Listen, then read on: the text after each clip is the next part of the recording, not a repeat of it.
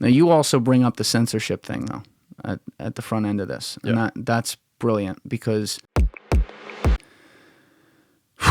everything is downstream in culture. Yeah. And can you just explain, so I know exactly where you stand? You were talking about how this is almost like the next iteration, I think you were saying, of, say, the censorship of Trump on his way out of office on Twitter. Can you explain exactly what you mean by that and how it relates? Well, it's just almost the deplatforming of things, right? You have the Trump situation. So with Trump, they just removed him, and basically, well, one, it's crazy that tech companies even have the power to remove someone like that. Not just someone, the president of the United States. Yeah. That's absurd to me. The landscape of what we're seeing just with big tech, it's just like, and I'm coming from the tech space. So it's like, I don't want regulation, but at the end of the day, we're getting to a point that's so crazy that we're silencing the president of the United States. Yeah. We're going to need some sort of regulation in there, because now you're seeing impact Wall Street and the financial market. What's next? Yeah. And I love that you bring that up, because especially in Corona, where all government from every angle just seems like it is not just useless, but just straight up corrupt and wrong. It is very easy to go to the argument of no government. These people are all evil. And you're not even wrong on the surface. But the thing is, you do have to level with, well, what am I giving up? If I go completely rogue, maybe like Roger Ver, just off the deep end, like, no disrespect, but just like government's all bad, there should be none of them, every man for himself.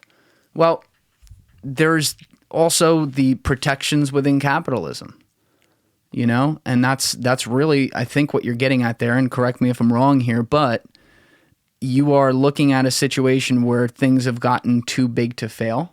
Yes. And so they also now have power through their reach that's unlimited because it's in the ether.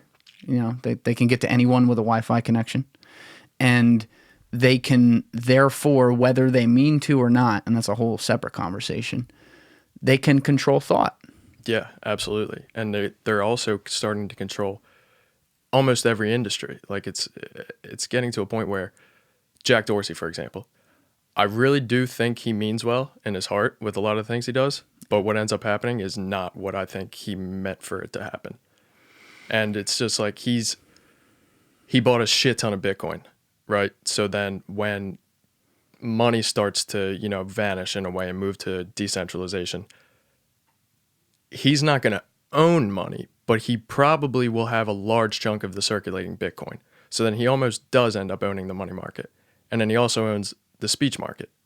And then you can get into government too. He shut down Trump. Yeah. And then there's the congressional hearings where they're bringing in, the CEOs and stuff like that. But at the end of the day, nothing has been done. Nothing. So it's almost like in a couple months, Dorsey, Zuck, and those guys are going to end up bringing Congress in on a hearing. That sounds ridiculous, but it's not. It's not. It's not. There's also an air of, this is not a word, but there's an air of untouchability been seeing, and see it from Dorsey too, but all these guys, whether it's Sundar Pichai at is that how you say it? Yeah, Google. At Google, Bezos, of course, Zuck, definitely. All these big guys, when they come in for these hearings, it's almost like they're,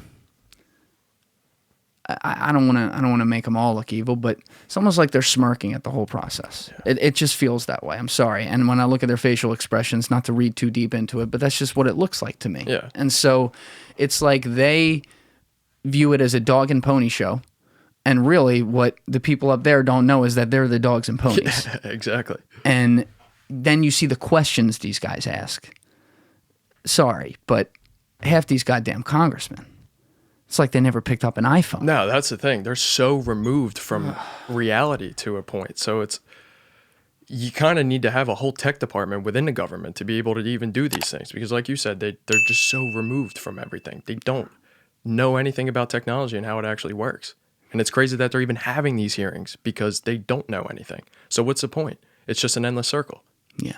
And then we end up with big tech getting even more and more power because nothing is getting done.